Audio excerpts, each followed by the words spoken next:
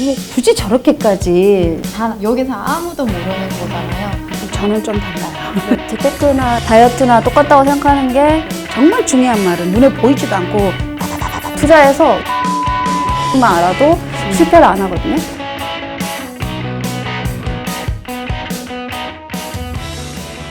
안녕하세요. 저는 이번 영상의 진행을 맡은 한국경제신문 제12기 잡기자단 PD 임효진이라고 합니다. 오늘 여러분들께 소개해드릴 책은 1일 1잔 돈습관이라는 책입니다. 이 책은 슈퍼짠 선발대회를 통해 독보적인 절약 스토리를 풀어내며 남다른 절약 습관을 뽐낸 일명 짠돌이 짠순이 12명을 선발하여 그들의 이야기를 담은 책이고요. 숨 쉴 때마다 절약을 실천해온 이들의 생생한 이야기는 누구나 하루에 한 가지씩은 실천할 수 있다는 체감을 하게 해줍니다. 사회초년생, 직장인이나 자영업자 등 누구나 실천할 수 있는 재테크에 대해서 한번 알아보는 시간을 가져보도록 하겠습니다. 12명의 작가분들 중 오늘은 3분을 모셨는데요. 먼저 각자 자기소개를 한번 해보도록 하겠습니다. 안녕하세요. 안녕하세요. 네, 너무 반갑습니다. 네, 한 분씩 한번 자기소개를 해보도록 할까요? 예, 안녕하세요. 저는 물푼에서 순자산 12억을 만든 초보 육아맘입니다. 안녕하세요. 저는 아이 5 엄마고요. 지금 창업으로 시작해서 현재 월세 받고 있습니다. 선물 주시네요. 안녕하세요. 저는 꿈에 투자하며 돈 안 뜨는 육아를 실천 중인 삐약이입니다. 그러면 이제 본격적으로 책에 대한 질문을 한번 해보도록 할게요. 부동산 재테크 시 이제 이론보다 경험이라고 하셨잖아요. 근데 그때 부동산 매매 과정에서 제일 조심해야 되는 부분은 어떤 걸까요? 일단 사기를 안 당하는 게 제일 중요하고요.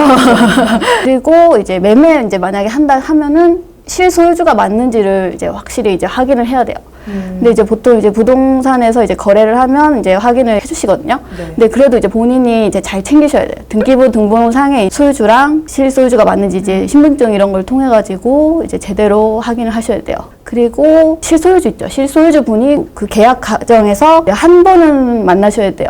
정말 그 사람이 이제 의사가 있는지를 확인해야 되니까 전화로라도 한번 확인을 하시는 게 좋아요.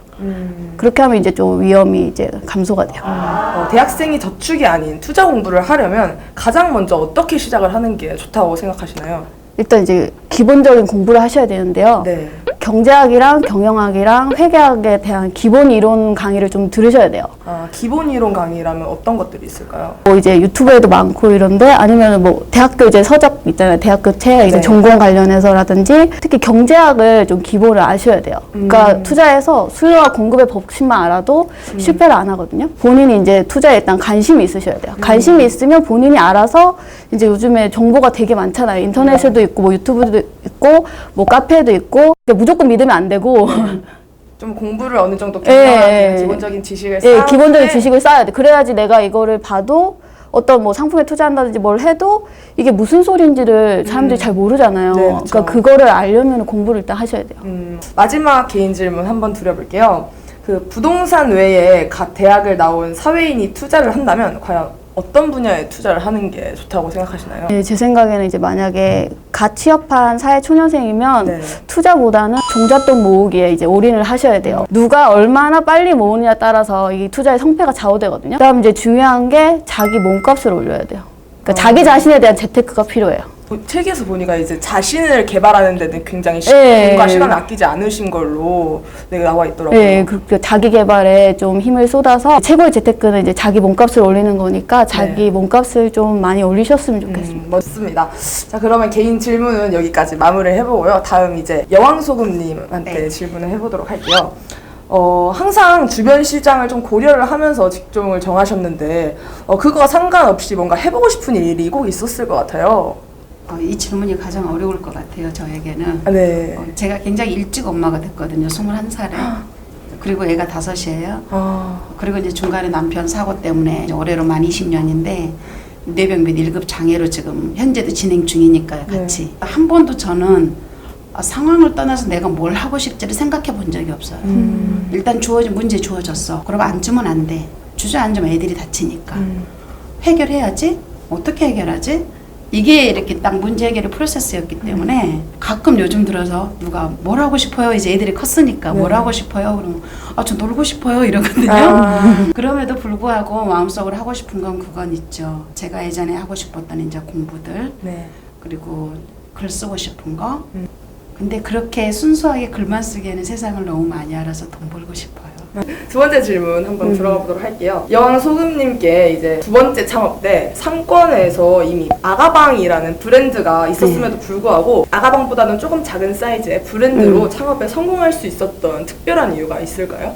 가장 우리 자신의 욕구에다 집중해 보면 돼요. 아가방이 A급 브랜드였어요. 그 당시 아가방 베비라고 우리나라에 뭐 앞서바 이제 이런 건 쇼콜라 같은 외국 브랜드였지만 그렇지만 내가 살고 있는 지역에 모든 사람이 아가방의 가격을 다 인용하기는 힘들어요. 1000명이 살고 있다면 그 중에 예를 들어서 흔히 브랜드가 상위권, 소비의 상위권을 만든다 하면 20% 30%는 아가방 거 사는데 월급에 지장이 없을 수 있어요. 그렇지만 누구나 자기 아이 소중한데 시장껏 입히고 싶진 않다 이거예요. 근데 내이 하나에 5만 원, 6만 원 한 거 사 입히기는 또 힘들어. 간접적인 건 하고 싶잖아요. 품질의 보증은 받고 싶고. 그러다 보니까 이제 제가 책에서 뭐 2군, B급 이렇게 가끔 표현을 하는데 그 다음 브랜드 차선책 브랜드를 쓰는 거죠. 그러면 아이 용품에 대한 그래도 브랜드 회사 체인이니까 기본적인 위생이라든지 디자인은 통과하고 가격은 조금 더 내려가고 굉장히 힘든 일들이 많으셨잖아요. 여러 가지로 창업도 굉장히 많이 하시고 중간에 이제 남편분이 다치시기도 하시고 많이 힘드셨는데 뭐 집에서 재테크 알바를 할 수도 있는 거고 뭐 단기간 알바를 할 수도 있는 상황인데 왜 하필 창업이라는 것을 설정을 하셨는지. 가성비가 제일 좋습니다. 창업의 목적은 저는 딱 하나였거든요. 애들 키워내는 거. 그렇다면 거기에 맞춰서 출발을 해야 되는 거예요. 그러면 가게에 딸린 방한나를 구해가지고 두 번째는 아이들을 키우면서 아이들이 성장하는데 방해가 되지 않는 품목을 찾는 거죠. 저는 선택했던 게 커튼이었죠. 커튼에 일단 상담하고 컨택하고 가면 손님이 사라지잖아요. 손님 사라진 다음에 천 갖고 애들 5명에서 가게에서 공주놀이하고 인형놀이하고 노는 거예요. 저는 한쪽에서 작업하고 천 남은 걸로 애들 인형 만들어주면 너무 좋아하고. 책에도 나와 있지만 이제 전체적으로 간단하게 창업에 대한 기본적인 시스템을 한번 요약해서 말씀을 해주실 수 있나요? 네, 이제 전문 창업 컨설턴트들하고 다르게 이제 저 같은 경우는 맨땅 헤딩에서 제가 배웠잖아요. 이제 저희 책 보시면 여기 138페이지 여기 제가 했던 걸 적어놨어요. 창업 원칙 그래가지고 첫 번째 일단 대학생들도 자본이 없이 시작하잖아요. 자금의 운영이 원활해야 되죠. 일 마무리와 동시에 결제가 돼야 되는 거죠. 돈이 들어와야 되겠죠. 그리고 나면 이제 두 번째 가격 결정권. 손님한테 클라이언트한테 딸려가는 게 아니라 내가 가격을 딜할 수 있어야 되죠. 그 다음에 세 번째가 직원, 사람 부리는 거에 의해서 내 사업이 흔들릴 수 있는 업종이면 위험하죠. 첫 사업 시작하면서 일단 본인이 인맥관계는 네트워크도 약할 텐데 대학생 막 졸업하고 나면 그러면 이제 네 번째 우리가 작업할 때 어떤 돈이든 상금이라는 게 들어가잖아요. 그러면 계약과 동시에 10%든 30%든 계약금을 받을 수 있는 시스템을 만들어야 되고요. 이제 다섯 번째 예를 들어서 이제 대학생들 같은 경우는 청년이니까 해당이 안 되겠지만 결혼하신 분은 초창기 하신다면은 자기가 결혼 후에 아이들과 함께도 이 사업을 진행할 수 있을지. 왜냐면 사업은 기본적으로 아무리 잘 돼도 1년 안에, 2년 안에 폐업하면 그건 손실이거든요. 그럼 3년, 5년을 가장 짧은 단기로 보고 가야 되기 때문에 아이가 생겨도 결혼을 해도 지속할 수 있는 아이템인지 그리고 이제 마지막으로 이게 제일 중요해요. 앞으로 남고 뒤로 손해가 나는 사업이라 그러거든요. 재고 관리를 못하기 때문이에요. 식자재도 마찬가지 재고죠. 오늘 못 팔고 남으면 버려야 되잖아요. 그러면 오늘 매출을 많이 떴더라도 손실이 나잖아요. 의류도 마찬가지고 커튼 같은 경우도 마찬가지고요. 재고 관리 품목이 본인의 영역 내에서 가능한 건지 불가능하다면 그 영역을 키워야죠. 가능할 수 있도록 배워야죠. 그 부분만을. 그래서 이제 이 책에서도 말하자면 6가지. 현금 결제. 일이 마무리됐을 때 그리고 가격 결정권 직원인에 의해서 내 사업에 변수가 생기지 않게 본인이 준비할 수 있는 아이템. 진짜 작은 돈으로 이렇게 창업을 할 수 있는 줄 저도 오늘 처음 알게 돼서 많이 이렇게 얘기를 하고 다녀야 될 것 같아요. 네, 좋습니다. 이렇게 이야기를 마무리해보고요. 다음 우리 삐약이 작가님한테 얘기를 해보도록 할게요. 첫 번째 질문인데요. 짠 생활을 하고 있지만 아이를 위해서 이것만큼은 포기할 수 없다 하는 지출 내역이 있다면 어떤 것일까요? 지금 제가 이제 무지출이 그냥 기본이기 때문에 그러니까 저는 수익이 지금 없어요. 근데 아이는 이제 성장을 해야 되고 저희는 좀 안 먹어도 되지만 막 태어났으니까 철분이 필수고 다양한 5대 영양소 이런 게 필요하기 때문에 일단 걔가 하루에 먹어야 되는 소고기 양이 있거든요. 그거를 이제 꼭 지출을 해야 되는 금액이기 때문에 근데 대신에 값비싼 한우, 안심 막 이런 등급이 올라갈수록 비싸잖아요. 대체할 수 있는 뭐 우둔살 이런 살코기 부분을 해서 채소들 등 아이가 먹어야 되는 필수 영양소 철분이나 뭐 다양한 야채나 우유나 이런 모유는 제가 14개월까지 계속 먹였는데 이제 모유를 끊고 우유를 먹는 시기가 돼가지고 그런 딱 필요한 것만 지출하고 전 저번 달에도 그래서 무지출을 성공을 했거든요. 애기 먹는 것만 빼고. 네, 좋습니다. 두 번째로 이제 좀 투자에 대한 얘기를 하고 싶은데 네이버 웹툰을 데뷔하고 나서 경제적으로 여유가 더 생긴다면 제일 먼저 어떤 투자를 하고 싶으신지. 저희는 사실 아까 처음 얘기하신 건 복합적인 것 같아요. 자기 자신한테 투자해야 되는 게 제일 중요하고 말씀하신 것처럼 자본력이나 이런 게 들어가지 않는 게 사실 제가 하는 것들이잖아요. 그러니 결국 그게 또 다시 저희한테 투자를 할 것 같아요. 아마도 작가 데뷔를 저희가 하게 되면은 그런 수익금으로 플랫폼을 만들거나 이런 꿈을 더 양성하는 친구들 돕는 거 뭐 원래부터 생각했던 게 있었으니까 그런 쪽으로 또 생각하고 있어요. 마지막 질문을 드려볼게요. 출산과 육아 과정에서 여러 팁들을 좀 알려주셨는데 그래서 육아 과정에서 이것만은 말하고 싶다 뭐 이런 것들이 있을까요? 일단 제가 임신 중일 때부터 이제 좀 여러 가지 사건들이 있었기 때문에 최대한 이렇게 무료로 아이에 관련된 용품을 많이 찾을 수 있거든요. 그런 교육이나 어차피 운동도 해야 되고 이렇게 다니면서 애기랑 태교한다 생각하면서 가서 이제 뭐 배우기도 하고 실제로 좋은 강의도 있고 뭐 후원사 강의도 있지만 이제 대신에 필요한 물건들을 받을 수 있으니까 네, 이제 개인 질문은 여기서 다 마무리가 되었고요. 마지막으로 이제 공통 질문 3가지 정도 드리려고 하는데 그거는 추첨을 통해서 한번 해보도록 하겠습니다. 첫 번째 공통 질문인데요. 아까 초보 육아맘 작가님까지 해서 3분이 전부 재테크 카페에서 활동을 하시다가 이 책의 저자가 되신 건데 카페 활동을 통해서 가장 도움이 된 것은 무엇인가요? 저희가 재테크 카페 전문이라기보다는 짠돌이 카페예요. 카페 이름이. 이게 짠돌이 카페니까 누가 더 짜게 사나, 누가 전략 잘하나 이런 회원들만 약 7, 80만이 모인 곳이 78만 명 정도가 회원수예요. 일짠이라고 그랬잖아요. 자기가 짜게 전략하게 돈 모으는 거, 또 생활비 줄이는 거 이거를 하나씩 올리는 거죠. 그 78만의 회원들이. 그래서 그걸 보고 아이디어를 얻기도 하고 또 우리가 그러잖아요. 너무 짜게 살면 뭐 굳이 저렇게까지 좀 비참? 없이 살아야 되나? 그러다 그 소리만 자꾸 듣다 보면 의기소침할 수 있거든요. 근데 그 카페 보면은 돈이 없어서 짠돌이로 전략하는 게 아니라 어떤 환경 문제라든지 개인의 가치 문제 때문에 전략하고 낭비하지 않는 모습들을 많이 올려주세요. 그럼 그걸 보고 아 저렇게 하는 것도 있구나. 그래서 내가 사는 게 이상하지 않구나. 아 이 시기 지나면 이렇게 모아서 티끌이지만 태산 만들 수 있구나. 그게 이제 타산지석이 되는 거죠. 두 번째 질문 한번 드려볼게요. 계약서를 쓸 때 꼭 확인해야 하거나 주의해야 하는 사항이 있을까요? 우리나라는 문서주의입니다. 문서는 본인이 확인을 해야 되고요. 저도 첫 창업할 때 정말 피눈물 흘린 계약서가 있어요. 왜냐? 계약서에 우리 그 TV에서 광고하는 보험도 정말 중요한 말은 눈에 보이지도 않고 다다다다다 지나가요. 말도 어쩜 그렇게 빨리 하나 몰라 그 순간에는. 그러듯이 계약서도요. 가장 밑에 깨알 같은 글씨가 제일 위험한 거예요. 그게 이해가 안 되면 계약을 스톱을 하셔야 돼요. 본인이 이해가 안 되면. 그러니까 특약사, 그다음에 깨알 같은 글씨. 이거는 반드시 옮기셔야 돼요.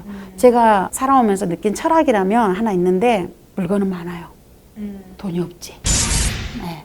그렇기 때문에 이 방 아니면 저 방 가면 되고요. 이 집 아니면 다른 집 또 구하면 돼요. 물건은 많아요. 돈이 없지. 그래서 항상 그거 염려에 두시고 집어넣는 문구.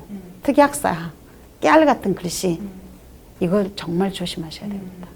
마지막 질문을 드리겠습니다. 빚을 내서 집을 먼저 사야 할까요? 아니면 적금을 먼저 들어야 할까요? 어떻게 생각하세요?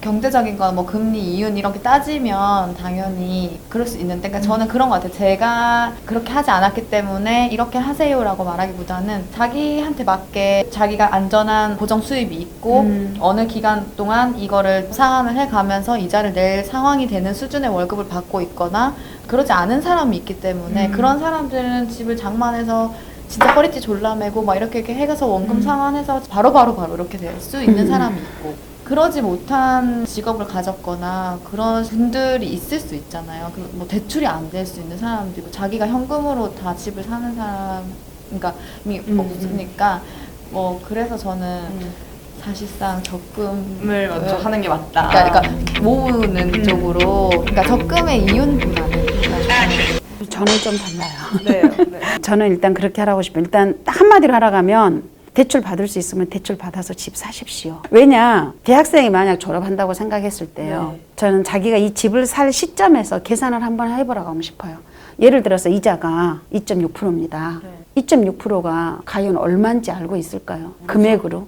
어떤 집을 사야 되냐면 간단해요. 대한민국 굉장히 요즘 데이터 좋잖아요. 네. 자기가 사려는 그 집을 딱 가격을 봐요. 그러면 A라는 아파트를 사고 싶어. 이 아파트가 10년 전 가격, 5년 전 가격을 한번 보는 거예요. 그리고 내가 앞으로 10년 동안 대출을 받는 금액, 1억을 대출 받아. 2.6% 얼마지? 1년에 1억에 2.6% 곱하기 10 이자가 나오겠죠. 네. 그리고 이 집이 10년 동안 오른 가격을 계산해 보는 거죠. 10년 동안 만약에 이 집이 1억이 올랐어. 2억 주고 샀는데 1억이 올랐어. 10년 만에. 1억 대출 받아서 10년 만에 이자가 1억 나올까요? 안 나와요.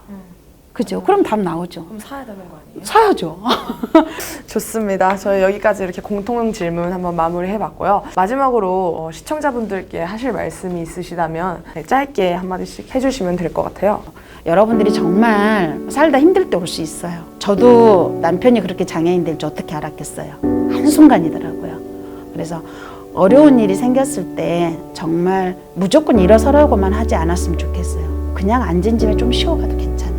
잠깐 쉬면서 앞으로 살아갈 세상에 대한 준비를 하는 것도 정말 좋다고 생각합니다. 그래서 무조건 난 성공할 거야 라는 꿈을 떠나서 나한테 얼마든지 앞으로의 변수가 올 수 있겠구나. 그때 나를 지킬 수 있는 건 자기 자신의 멘탈밖에 없어요. 그래서 그때를 위해서 일일 일잔이 아니더라도 일일 일 마인드 컨트롤도 참 좋다고 생각합니다. 결론은 저희 일일 일잔 돈 습관에 다 나와 있습니다. 뭐 힘든 위기 누구나 올 수 있잖아요. 그리고 사실 긍정의 힘 굉장히 중요하다고 말씀 많이 하시는데 그 힘 자체가 내가 밖으로 세상에 나왔을 때 어떤 사람 만날지도 모르고 어떤 일이 벌어질지 다 여기서 아무도 모르는 거잖아요. 근데 결국에는 그건 내 마음의 문제고 그걸 어떻게 사건이 아니라 해석이라고 하는 것처럼 그 사건을 내가 어떻게 바라보는지 내 마음의 문제가 내 마음을 달렸고 그렇게 되면 생각이 이제 바뀌고 생각이 바뀌면 상황이 다 바뀌더라고요. 그러니까 아까 말씀하신 것처럼 넘어졌을 때 뭐 좀 쉬어도 돼요. 대신 다시 일어나면 되니까. 마지막으로 드리고 싶은 말은 재테크나 다이어트나 똑같다고 생각하는 게 기본 원칙은 다들 알고 계세요. 근데 이제 실행이 힘들잖아요. 이게 무조건 이제 시작을 하라고 말씀드리고 싶어요. 뭐든지 이제 실행을 하는 게 제일 중요한 것 같고요. 그 여러분도 정말 한 10년만 정말 고생을 하시면 정말 10년 뒤에는 누구나 정말 작은 부자가 될 수 있다. 이 말씀을 꼭 드리고 싶어요. 정말 꿈을 포기하지 않으셨으면 좋겠습니다.